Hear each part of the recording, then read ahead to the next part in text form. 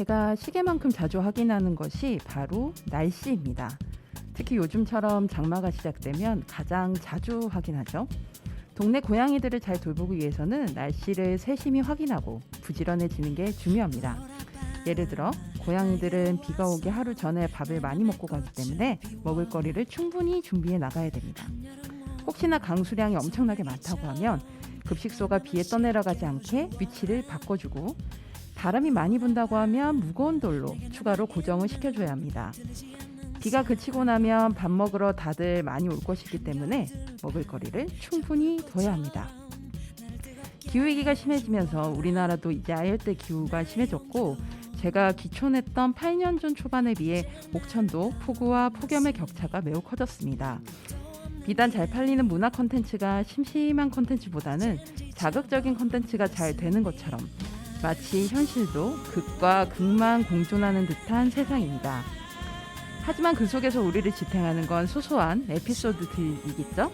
제가 도시를 떠나 귀촌을 결심했던 것 중에 하나는 비록 내가 외롭고 힘들더라도 내 곁을 지켜줄 금구청과 그곳의 백로, 고양이, 까치와 참새, 그리고 이름 모를 꽃들이라는 존재였습니다.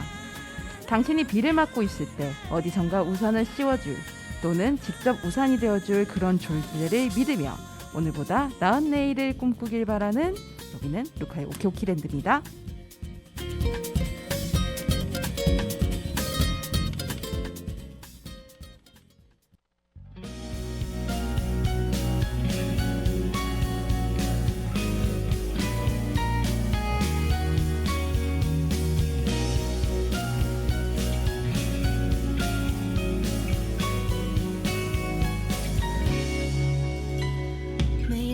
따분했던 등굣길도 너를 마주치는 날에는 특별했었어.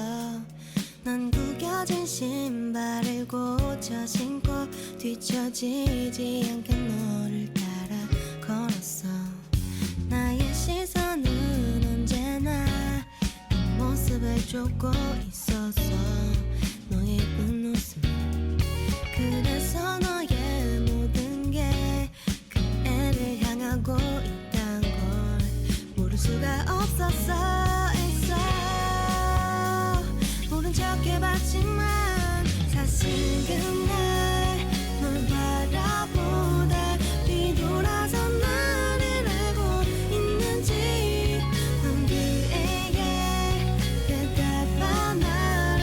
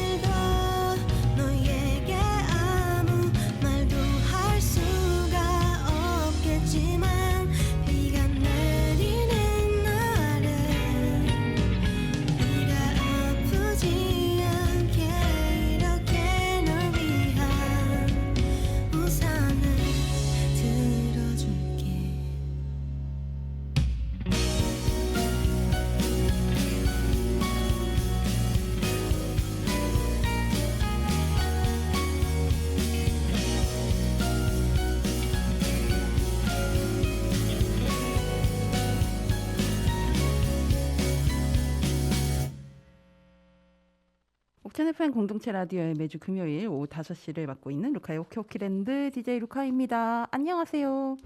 예, 오늘 방송 첫 곡은 김마리의 우산을 들어줄게 였습니다. 이제 장마가 시작이 됐어요. 여러분들 한 주 또 어떻게 보내셨나요? 저는 이제 지난주, 그러니까 저희가 녹음이 월요일 아침에 하는데 그저께 이제 토요일에 서울에 다녀왔습니다. 당일치기로. 오늘 소개해드릴 이제 상영회 하나 소개도 해드릴 겸 해서 갔다 왔는데, 사실 이제 폭염때 너무 덥다가 이제 장마가 시작되고 나서 그 장마 예보에 비도 엄청 온다고 돼 있고 바람도 사실 좀 세게 분다고 돼 있었거든요. 그 새벽 시간대에. 그래서 걱정을 좀 많이 했었는데 다행히 그래도 비가 좀 온 정도로 일단은 끝나서 다행인데, 이제 장마라서 몇 번 이제 태풍도 올 테고 좀 반복이 되겠죠. 예, 부디 별일 없었으면 좋겠고, 매번 이때마다 멘트로 4년째 말씀드리지만 우리 농사 지으시는 분들, 특히 이제 옥천은 과수, 복숭아, 포도 이제 수확 시기이기 때문에 수확 시기가 코앞이고, 이때가 한참 이제 당도에 대해서 당도랑 이 또 포도랑 복숭아가 다 수분이 많잖아요. 그래서 그 관리를 하기가 굉장히 애를 많이 쓰셔야 되는 종목이라, 물론 이제 하우스에서 많이들 키우시지만, 그래서 많은 노고가 있으실 텐데 부디 우리 옥천을 대표하는 복숭아와 포도가 잘 나와서 7월에 그 포도 복숭아 축제가 옥천은 있어요. 3월에 이제 뭐 묘목 축제와 더불어서 이게 옥천의 큰 축제 중에 하나인데, 그때까지 이제 올해는 농사 대풍 났네. 그래서 물가가 한동안 너무 비쌌잖아요. 이제 뭐 점점 저는 좀 안정화를 찾아갈 거라고 기대를 하는데, 그래서 사실 저 같은 자취생들이 제일 못 먹는 게 과일이거든요, 실은. 예, 그런데 이번에는 농사가 대풍 나서 농민분들도 좀 걱정 없이 판매하실 수 있고, 저처럼 이렇게 사 먹는 사람들도 좀 가격 부담 좀 덜하면서 이렇게 맛있게 과일 먹을 수 있는 이런 여름이 됐으면 하는 바람이 듭니다.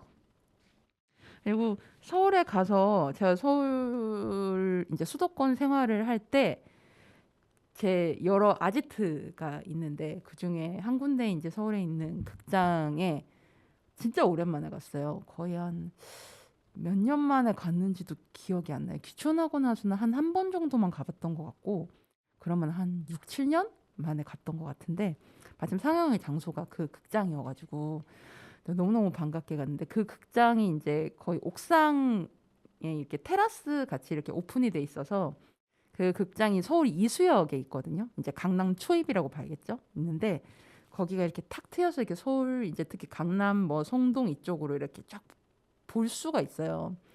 그래서 이제 동행이셨던 우리 지인분하고 같이, 이제 그분은 이제 거기 옥상이 있는 거 모르셨대요. 극장을 와보셨는데도 옥상을 와본 적이 없으셨던 거예요. 그래서 이거 제 아지트니까 가보시자고 그래가지고 그 옥상 테라스를 내다보면서 이런저런 사는 이야기를 이렇게 나눴었는데, 역시 아지트라는 공간은 역시 오랜만에 가도 이렇게 반갑구나라는 생각이 저는 정말 많이 들더라고요. 그래서 당일치기 다녀오는 게 사실 매번 갔다 올 때마다 너무 아쉬워요.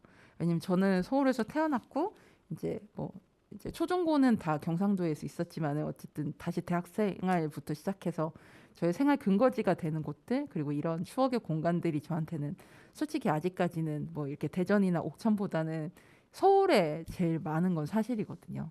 예, 부산이나 대구에 그런 공간은 거의 없어졌고, 그런 상황이라서 매번 갈 때마다 당일치기 너무 아쉽다 이러지만, 또 막상 서울 가면 서울역에 딱 도착하자마자 사람 너무 많아 이러면서 빨리 일정 끝나고 빨리 내려가야지 막 이 생각하거든요. 그래서 서울역 도착할 때랑 서울역에서 다시 옥천 내려올 때랑 마음이 굉장히 180도 매번 다릅니다.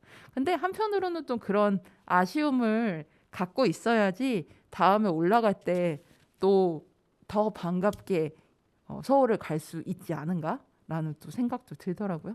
아무튼 잘 다녀왔고요. 상영의 이야기는 조금 있다가 어떤 영화였는지, 어떤 이야기를 나눴는지에 대해서는 자세하게 설명드리도록 하겠습니다. 그러면 두 곡 듣고 올게요. 오늘 공교롭게도 제가 의도한 건 아닌데 이렇게 밴드 음악, 락이 많아요.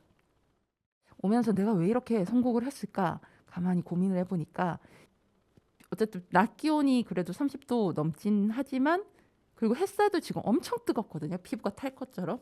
그래서 그 오는 길에 저희 그 마주치는 이제 환경미화원 선생님들이 지금 금구천 다리에 끼어 있는, 그러니까 주말 동안 이제 작업을 안 하셨으니까 이제 그 각종 생활 쓰레기들 있잖아요. 특히 뭐 큰 스티로폼이라던가 나무처럼 이 다리 사이에 이제 물이 통과를 해야 되는데 그런 방해되는 것들 중심으로 청소를 하시느라 지금 굉장히 애쓰고 계신데, 선생님도 너무 일하시기 불편하지 않을까. 지금은 좀 선선해서 다행이긴 한데 한낮 때문에 힘드시겠다. 수고하신다고 인사드리고 왔거든요.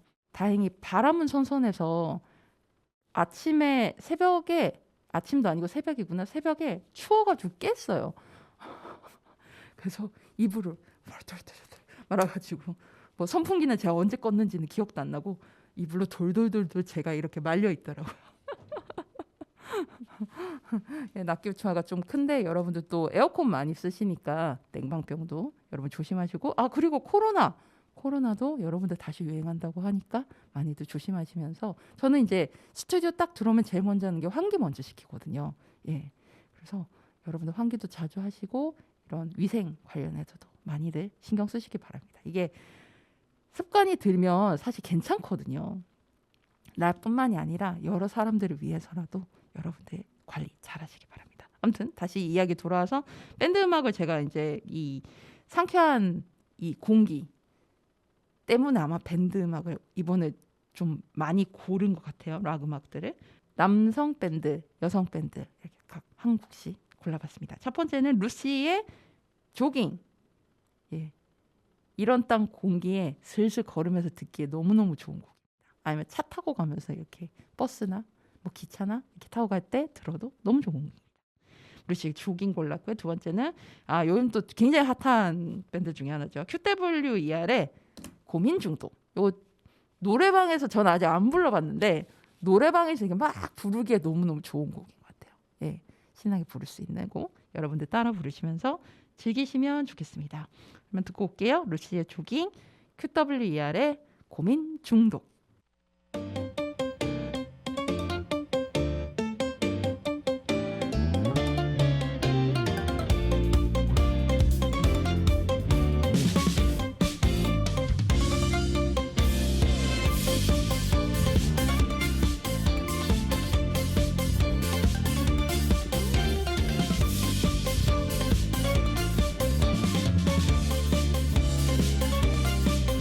그대 멀리 떠난다면 홀로 어딜 가고 싶은가요? 그 한숨 돌릴 새도 없이 또 내 세상은 빙글빙글 돌아가 반대로 내가 가고 싶은 대로만 간다면 그저 틀린 길만 나올까? 오늘도 우린 쉬지 않고 달렸잖아. 그러다 머리 핀 거라 동네 한번 빈 거라 너는 빛보다 급하게 가지마. 그렇게 머물러줘 푸른 바람처럼. 그런 너의 길을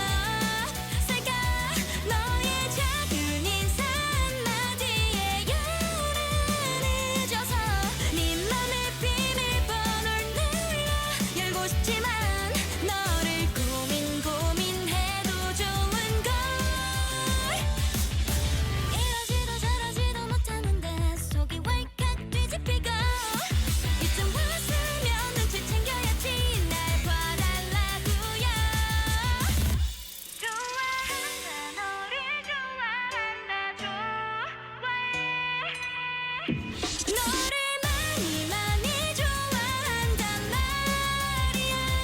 벅차오르다 못해 내 맘이 쿡쿡 아려와.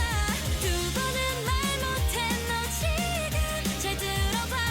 매일 고민하고 연습했던 말 좋아해.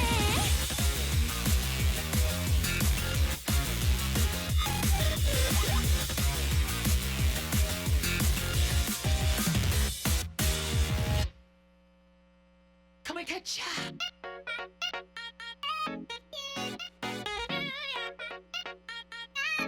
Don't stop,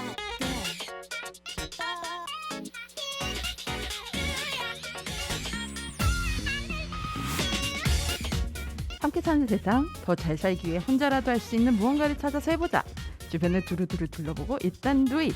두루두루 뚜뚜뚜.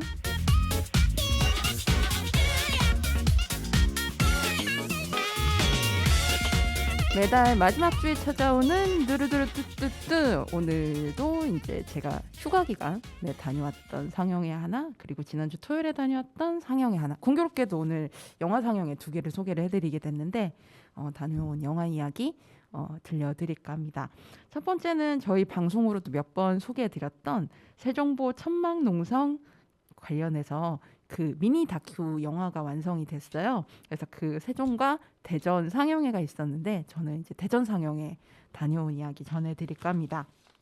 6월 9일 월요일 이 보철거를 위한 금강, 낙동강, 연산강 이렇게 3개 강 시민행동 주체로 세종이 먼저 이제 5월 말에 진행이 됐고, 여기는 이제 6월에 대전아트시네마에서 대전 상영회가 진행이 됐습니다. 세종보 천막농성장 365일의 기록인 영화 강은 길을 잃지 않는다라는 이 영화의 상영회가 진행이 됐는데요.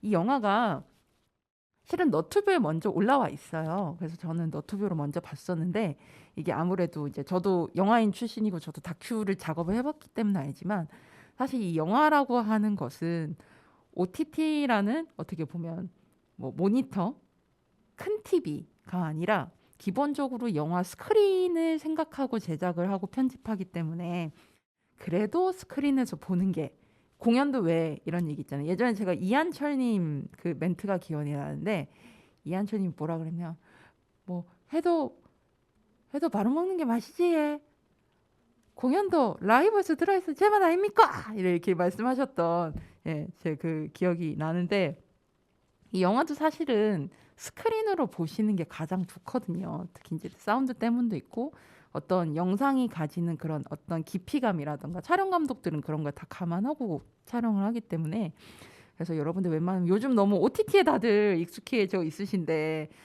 저는 개인적으로 OTT를 원래도 사용하지 않았고 그나마 지금 한 개 쓰고 있는데, 그거는 야구와 농구를 봐야 돼서 독점 공개라 어쩔 수 없이 쓰고 있거든요. 그 외에 뭐 거기에서 나오는 프로그램 웬만하면 안 봐요. 사실 소위 말하는 본전 뽑는다 생각하면 봐야 되는데, 여러분께 이 셋째 주에 영화 소개할 때 보는 것 외에는 저는 그 외에 그렇게 콘텐츠를 거기서 이용하지 않거든요. 오히려 너튜브를 더 쓰는 것 같은데. 아무튼 그래서 너튜브로 공개가 돼 있긴 하지만 이 영화 스크린으로, 극장 스크린으로 보니까 확실히 또 그 주는 어떤 감동이라던가 그다음에 여러 감정들이 더 와닿는다는 느낌을 받았습니다.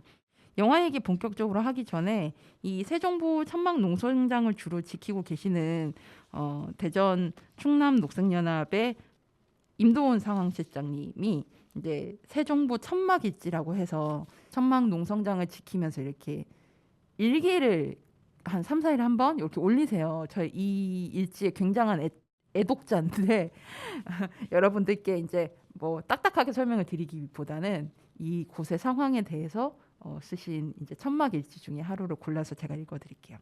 6월 15일자 이제 이 상영이 끝나고 그 다음 주에 이제 장마가 오기 직전이죠. 그때에 쓰신 천막일지 412일차 천막일지 제가 한번 읽어드릴게요. 발밑까지 물이 차오른 천막 모래 둔덕에 흰목 물대새 한 명하고 흰뺨 검둥우리 엄마와 아이가 쉬고 있다. 엄마 우리는 아이만 풀 곁에 두고는 다시 어디를 나갔다. 엄마 아이 둘이 한 쌍의 무리는 없었는데 밤새 많이 불어난 물에 아이들을 잃어버렸나 불안한 마음이 생긴다. 흰목 물대새도 어디를 가지 못하고 계속 서 있다. 밤새 내리는 비에 뒤척인 것은 나만이 아니다. 나는 지금 엄마가 아이들을 찾아 돌아오기를 기다리고 있다. 홀로 남은 아이도 몸을 웅크리고 얌전히 엄마를 기다리고 있다. 착하다. 아이들을 줄줄이 달고 천막 주변을 오가는 오리 가족이 5무리는 돼 보인다. 줄줄이 엄마를 따라 물질하는 법을 배운다. 오리라고 내내 물속에만 있을 수 있는 것이 아니다. 오리는 땅이 또 필요하다. 걷는 모습도 귀엽다. 그래서 애초에 물과 묻, 여울과 풀과 모래가 적절히 섞여서 강이 되었다. 청둥오리의 독박 육아는 심각하다. 엄마 오리는 세수할 시간도 없다. 아이들이 엄마의 그늘 밑으로 계속 들어간다. 엄마가 도망가면 쫓아가서 또 들어간다. 그런데도 남자 녀석들은 그냥 제 입만 말리고 서 있다. 엄마도 쉬는 시간이 필요하단다. 스파이더맨 동지의 팔뚝이 까졌다. 천막을 틀어 나르는데도 많은 힘이 든다. 겨울 내에 너무 짐이 늘었다. 비가 쫓아온다. 이제 날렵하게 짐을 줄여야지. 존엄을 잃고 존재를 망각하는 데는 그리 많은 시간이 걸리는 것이 아니다. 금강의 흰뺨 검둥오리는 뒤뚱뒤뚱 수륙을 오가면서 삶을 배운다. 사냥하는 법, 수영하는 법, 날개짓 하는 법, 경쟁하는 법, 서로 돕는 법, 사랑하는 법, 심지어 햇빛이 뜨거우면 엄마 그늘에 들어가는 법도 배운다. 그런데 동물원에 있는 흰꼬리 수리는 아무리 커다란 날개와 멋진 부리, 발톱을 가졌어도 아무것도 할 수 없다. 아침부터 저녁까지 유리벽과 철장으로 만들어진 하늘도 없는 케이지의 가짜 바위에서 자기를 꿰뚫어 보는 사람들을 견뎌한다. 지금은 야간 개장한다고 부러우는 사람들을 위해 밤에도 조명을 켜 흰꼬리 수리를 비춘다. 그를 위해 불을 꺼주는 사람은 없다. 내가 꺼주고 싶다. 책 이반 데니소비치 수용소의 하루는 수용소의 하루 일과를 그렸다. 주인공은 억울하게 감옥에 갇혀있지만 억울함을 풀고자 하는 욕구나 자유에 대한 욕망은 그의 하루에 단 한 줄도 없다. 아마도 지금 가장 낮은 천막은 금강일 것이고 공중에도 천막이 있다. 날개도 없는데 하늘로 올라가 스스로 존엄을 지키고 싸우는 동지들이 있다. 그 싸움이 외로워서는 안 된다. 홀로 두어서는 안 된다. 싸워야 할 때는 싸워야 한다. 함께 싸워야 한다. 김충현 노동자의 죽음에 분노가 집니다. 분노해야 할 때, 싸워야 할 때, 분노해야 한다.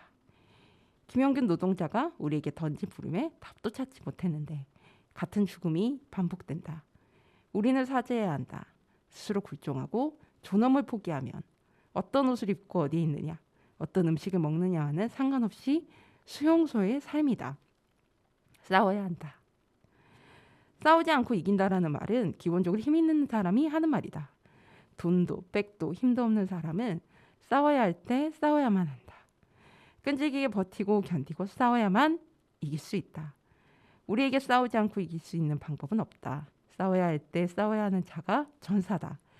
우리는 용사고 전사고 강을 지키는 인디언이다.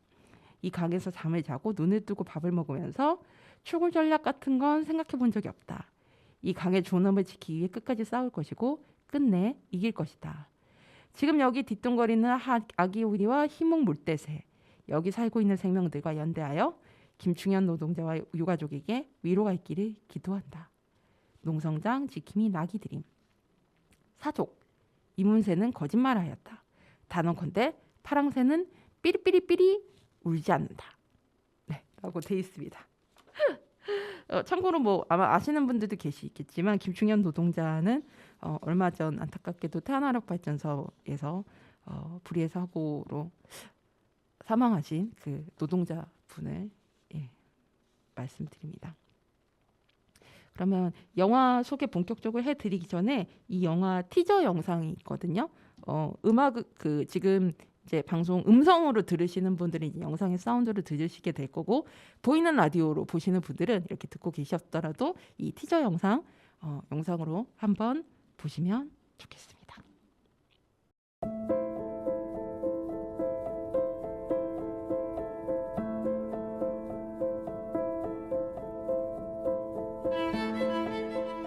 이만큼이 지금 펄로 다시 쌓인 겁니다. 백제 문화재 한다고 한 달 정도 잠겨놨는데 지금 손 한 뼘 한 20에서 25cm 정도의 뻘이 쌓였다.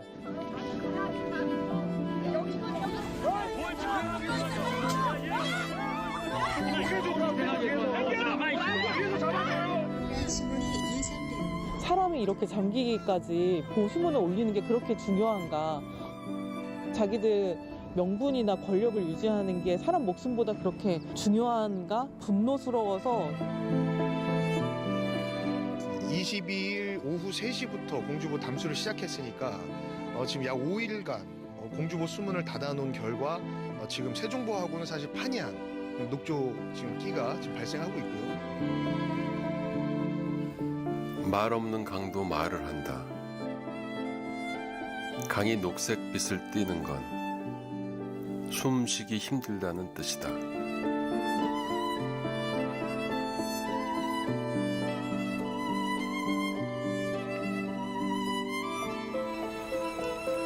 물이 구르면서 마구 뒤섞이는 여울목. 공기를 머금은 윗물이 밑으로 자맥질하는 건 들숨. 산소를 잃은 아랫물이 위로 올라오며 날숨을 쉰다. 강이 은빛으로 빛나는 건 숨을 쉬고 있다는 뜻이다.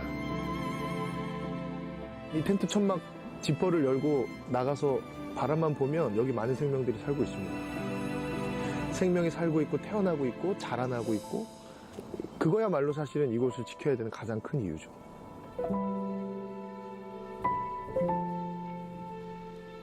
지금 세종보 천막농성장 앞에 나와 있는데요. 기록하지 않으면 기억할 수 없고 기억하지 않으면 책임을 물을 수 없으며 책임을 묻지 않으면 제2, 제3의 삽질이 계속된다는 생각으로 4대강 다큐멘터리 영화 삽질을 제작하기도 했습니다. 그런데 삽질은 계속되고 있습니다. 지난 1년 동안에는 녹색 천막을 치고 저항해온 환경운동가들을 기록해왔습니다.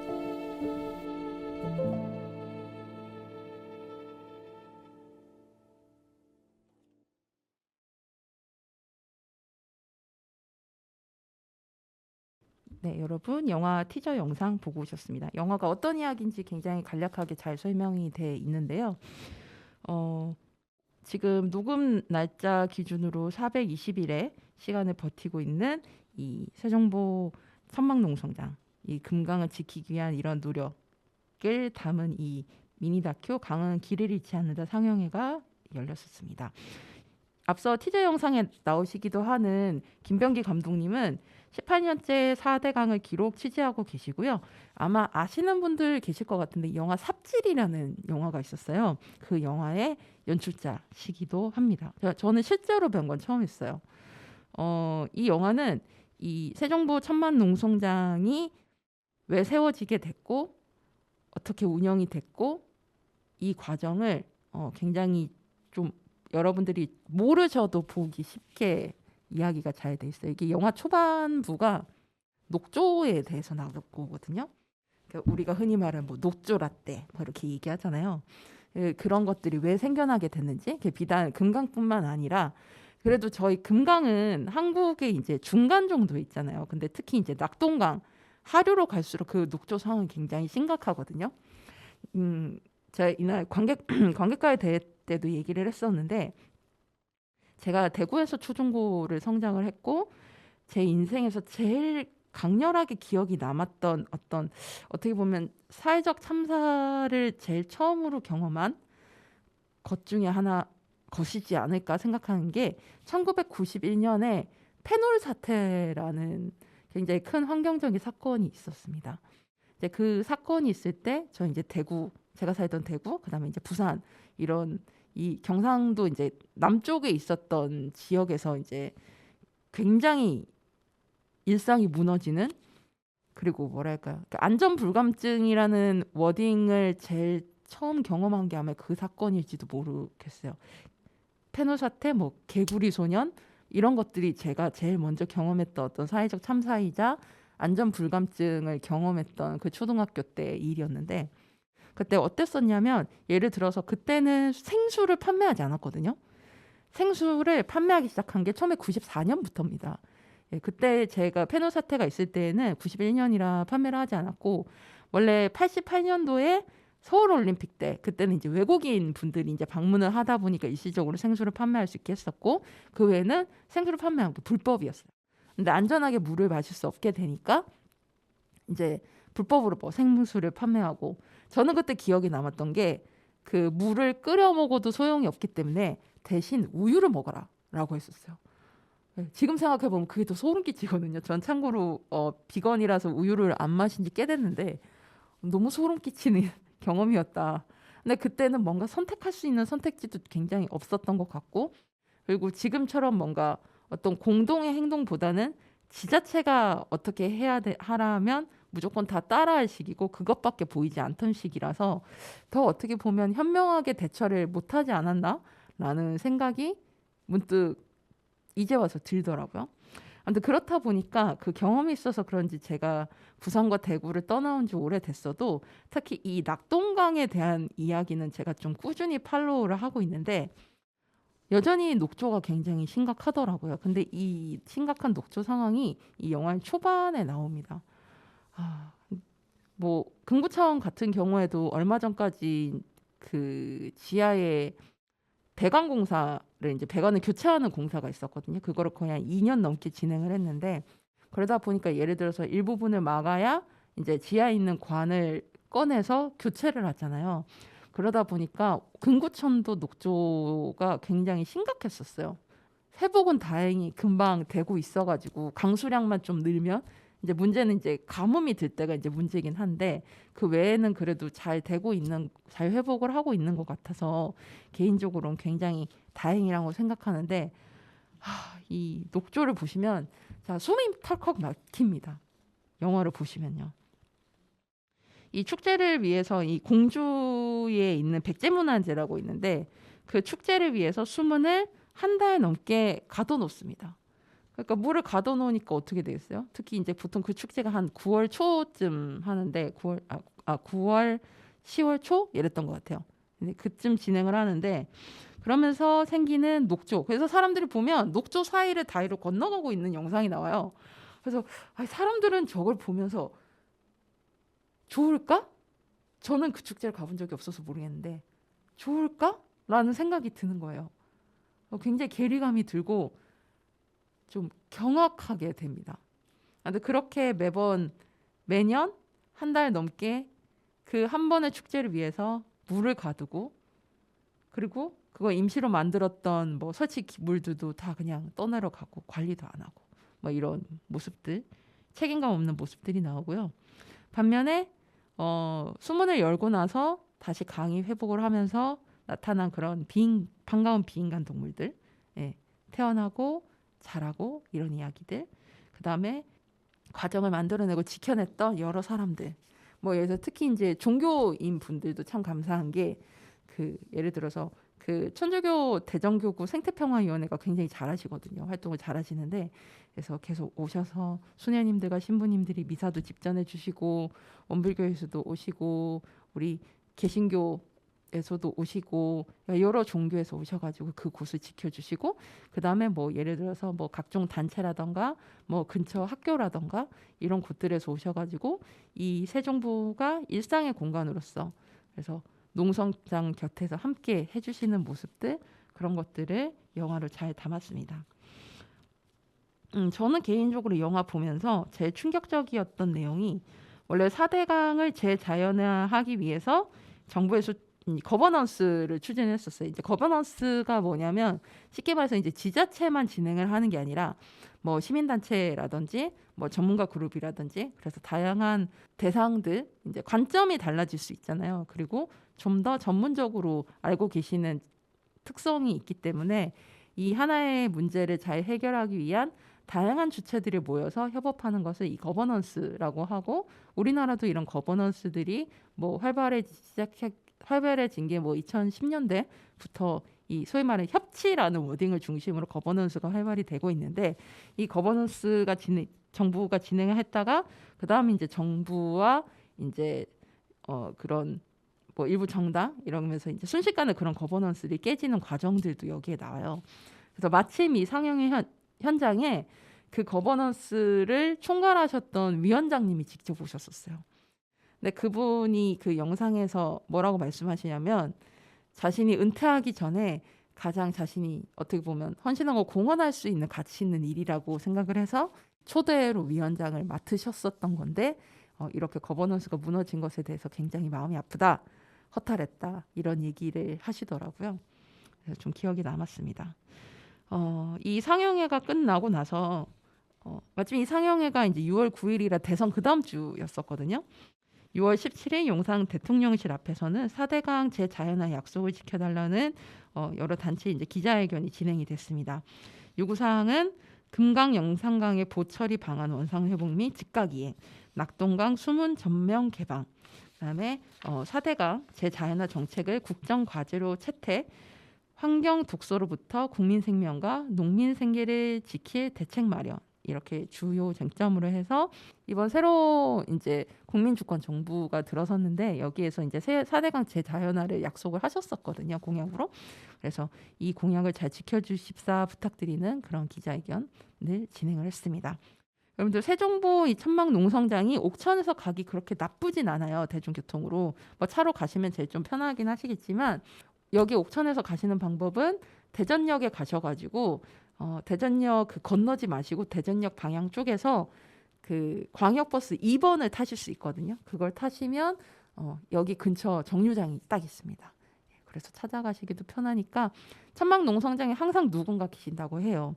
이날 상영회에도 한 분이 이 상영회에 와보지 못하시고 나머지 분들이 다 이 관객과의 대화까지 참여하러 오신 거였거든요. 그러니까 누군가는 계시니까 드실 수 있는 거라든지 아니면 꼭 이제 막 드실 거 뭐 못 챙겨 가더라도 마음으로라도 두둑하게 여러분들이 세종보 천막 농성장을 함께 지켜주시면 좋겠습니다. 저도 조만간 현장에 한번 가보도록 할게요.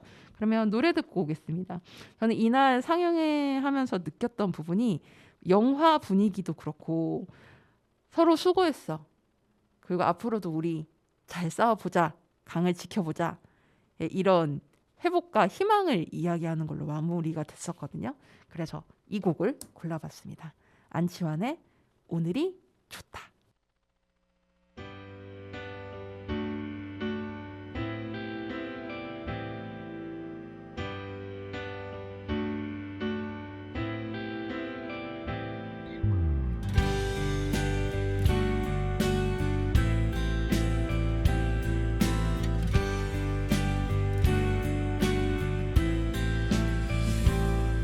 우리 모두 함께 모여 너무 오랜만에 모여 지난 날의 추억을 나눠보자. 짧지 않은 시간 동안 누구는 저 세상으로 또 누구는 먼 나라로 떠났지만 그립던 너의 얼굴 너무 좋구나. 네가 살아있어 정말 고맙다. 만만치 않은 세상살이 살다 보니 외롭더라. 네가 있어 웃을 수 있어 좋다. 시집 안 간 내 친구야, 외기록이 내 친구야. 오늘은 내가 너의 벗이 될게. 우리 서로 다른 길을 걸어왔지만 하나도 넌 변한 게 없구나. 남은 인생 통틀어서 우리 몇 번이나 볼 수 있을까. 내 친구야,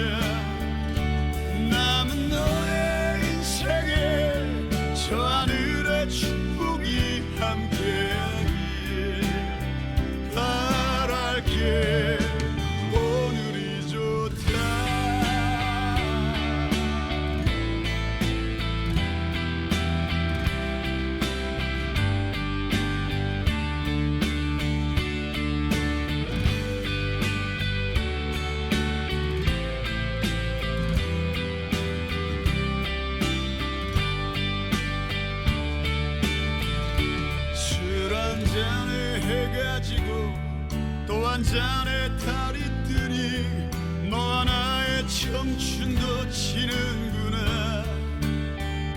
잘난 놈은 잘난 대로, 못난 놈은 못난 대로 모두 녹여 하나 되어 마시자. 하지만 우리 너무 취하진 말자. 아직도 가야 할 길이 멀구나. 남은 인생 통틀어서 우리 몇 번이나 볼 수 있을까. 내 친구야, 남은 너의 인생에 저 하늘의 축복이 함께하길 바랄게. 남은 너의 인생에 저 하늘의 축복이 함께하길 바랄게. 오늘이 좋다.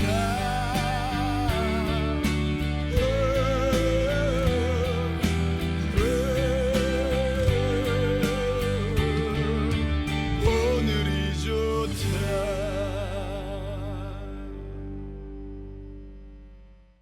안치환의 오늘이 좋다 듣고 왔습니다. 두 번째로 이제 제가 지난주 토요일에 다녀온 행사인데요. 녹색연합에서 진행하는 자연의 권리 시네마 토크, 동물권 넘어 자연의 권리 시리즈, 제목이 왜 어떤 곰은 먹고 어떤 곰은 보호할까입니다.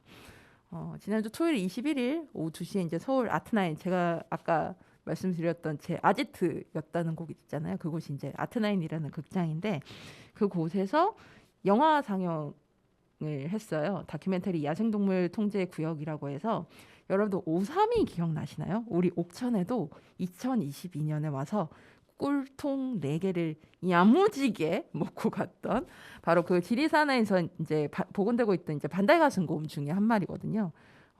그 오삼이를 다룬 이 다큐멘터리인데 상영 최초로 이제 상영회가 진행이 됐고, 그 뒤에는 이 최명의 연세대학교 문화인류학과 교수님이 원래 이 최명 교수님 환경 전문 기자셨었더라고요.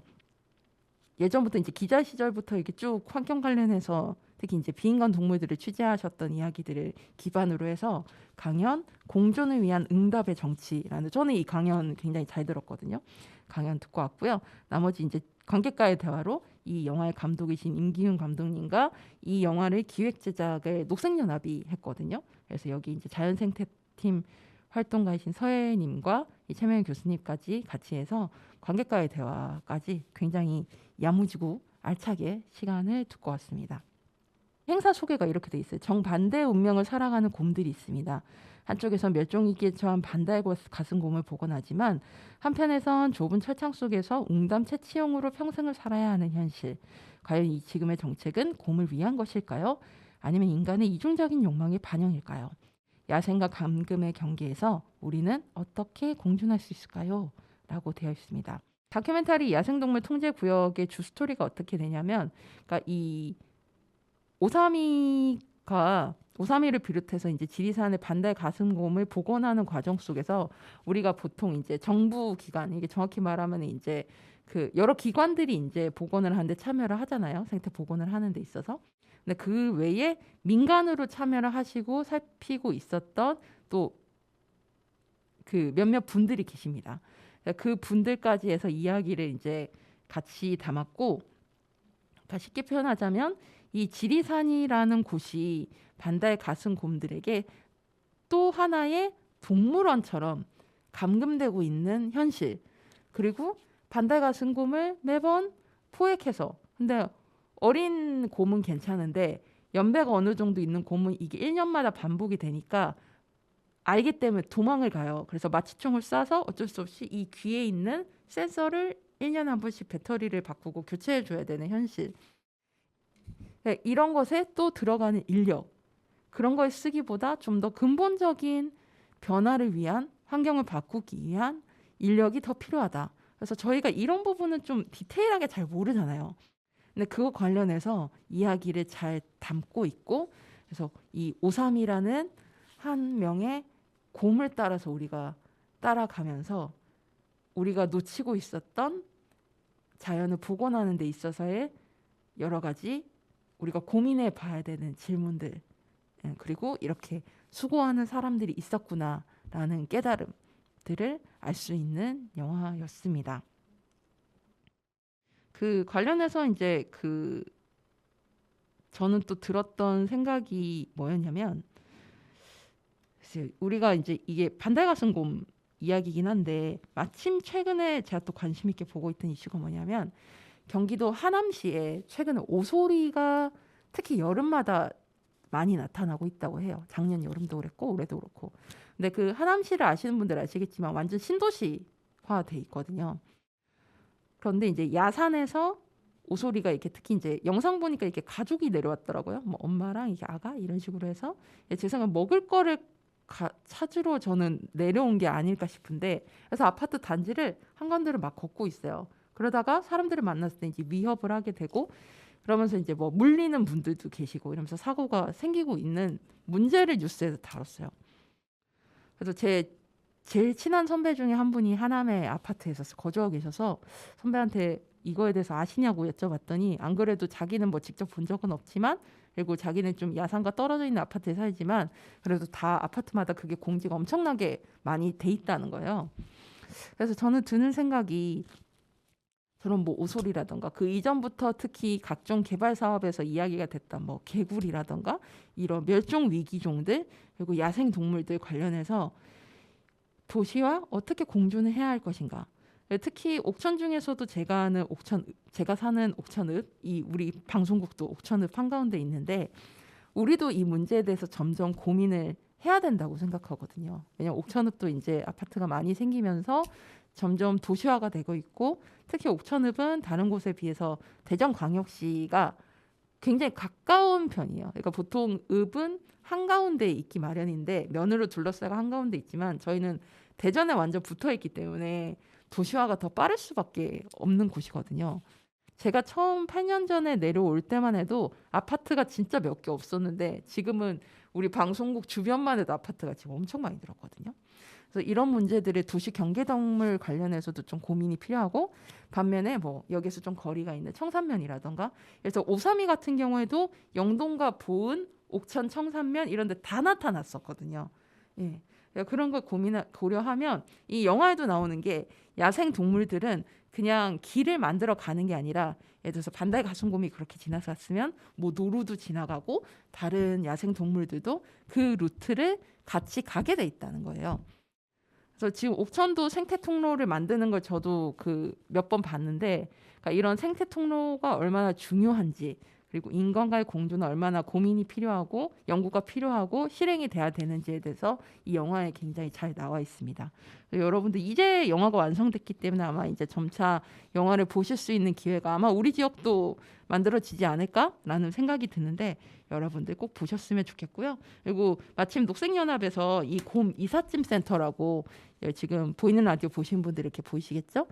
철창문을 열고 숲으로 곰 이삿짐 센터, 이렇게 이제 그 캠페인을 진행하고 계신데, 이 원래 사육곰이 지금 현재 세계에서 곰이 웅담을, 그러니까 곰의 쓸개죠, 웅담을 위해 곰을 사육한 나라가 우리나라하고 중국 두 군데밖에 없다고 해요.